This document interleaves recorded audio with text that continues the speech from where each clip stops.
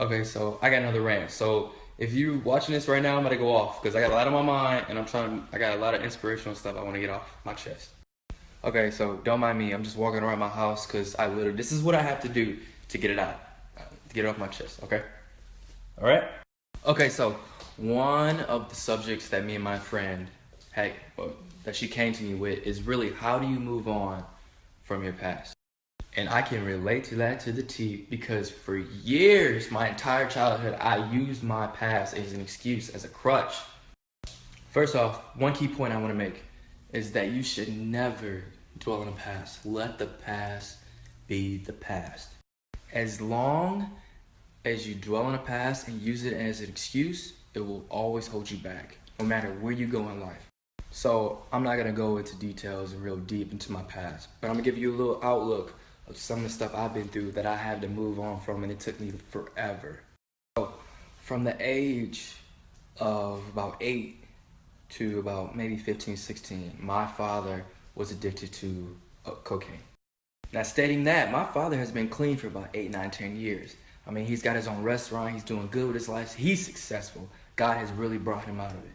Now, I'm not gonna go deep into it, but just know my father has put me through a lot when he was addicted to drugs. A lot, a lot, a lot.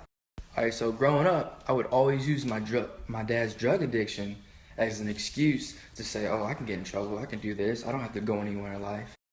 Now, it wasn't until literally I'm 26 right now. It wasn't until I literally turned like 22 that I finally established a good relationship with my father. I mean, some of the stuff he did to me, it was very traumatic. It did something up here in my head that just would not allow me to move on. I mean, I'm talking these traumatic events affected me all through my life. I mean, I went to Michigan State, I had a scholarship, and I flunked out because I drunk my pains away. Like, it was so bad where I just had to pray for years that God just allowed me to move on and forgive this man. But I did it. I cannot tell you how many times I drunk myself to sleep every night. I would wake up on random people's porches on the other side of town not knowing where I was. But I just found it in myself to forgive this man who did harm to my mind and my life. And I forgave him. Okay, so another thing that I moved on from is it's very hard to get this out, but I'm gonna say it. So the story starts out, a 17-year-old Brian going to a party and literally waiting for a ride. So my friend picks me up and we head to this house party on the wrong side of town. Anybody who knows me back home, we was on the lakeside. So we get to this party, we pull up, and immediately like red light, like it's too sketchy. Something don't seem right. It really don't. It don't. So we're young, we're dumb, young and dumb. We're at the house, we're partying, getting it, yada yada yada, having a good time. So hours go by, hour on hour on hour, and all of a sudden all you hear is dot dot dot dot dot dot. And I want to include that 3 of my boys went to that party with me. They rode with me. So immediately after we hear gunshots, everybody hits the ground. I'm grabbing my friend out the bathroom like, yo, we gotta go. So I grab her and we're running downstairs because we're on the top level of the bathroom. Run downstairs and we get to the door and that's when it hit me. So as I'm approaching the door, my friend, I look over, oh wait, he shot up. Oh wait, he shot up too. Oh, that's my bro. That's my other bro. He shot up. And man, I just want to add real quick. As I'm approaching the door, all I hear is, bro, don't die on me. Bro, don't die on me. And I literally see this guy holding his friend. He's dying right in front of him. So as soon as I get almost to the door, I get a tug. And she's like, yo, we got to grab him. We got to grab Steven. We got to grab Darrell. We got to go. Throw him in the car. Let's go. So we get him in the car, right? And immediately I close the door and I look down and it's blood all over my shirt. She's like, yo, let's go. We got to go. So first thing I'm thinking is I got shot.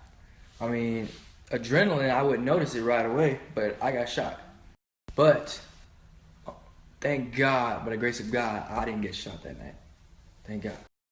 So we're flying down Lincoln, and then we hit 31 all the way up to Memorial Hospital. We get to the entrance of the emergency room. So, long story short, they both made it into the emergency room, but we got word about an hour later sitting in the lobby that they didn't make it. I mean, as hard as it was to tell that story, that's just a glimpse There's a couple of things that's happened to me in my past that I've moved on from. I mean, dang man, it's got me. I mean, that story gets me very emotional sometimes, you know. But it took years to finally move on, let it be the past. I mean, truthfully, I was just giving like two situations in my life, some of the stuff I've dealt with in my past, so I can relate to someone to show you that you can move on. No matter what you've been in or been through in life, there's always a way to move on and let the past be the past. Now, I'm not saying forget. Always remember what you've been through, because it's those struggles, it's those trials and tribulations that make you who you are. You have to allow your past to mold you and to really build you into a strong individual.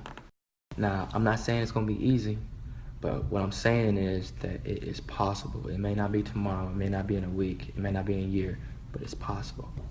Now, when you finally move on from your past and you don't dwell on it, you can finally move forward into bigger and better things. As I always tell myself, the sky is the limit. The only person who can take themselves up there is you at the end of the day. You have to find it in yourself. You have to reach deep, deep down in your soul to find a way to move on.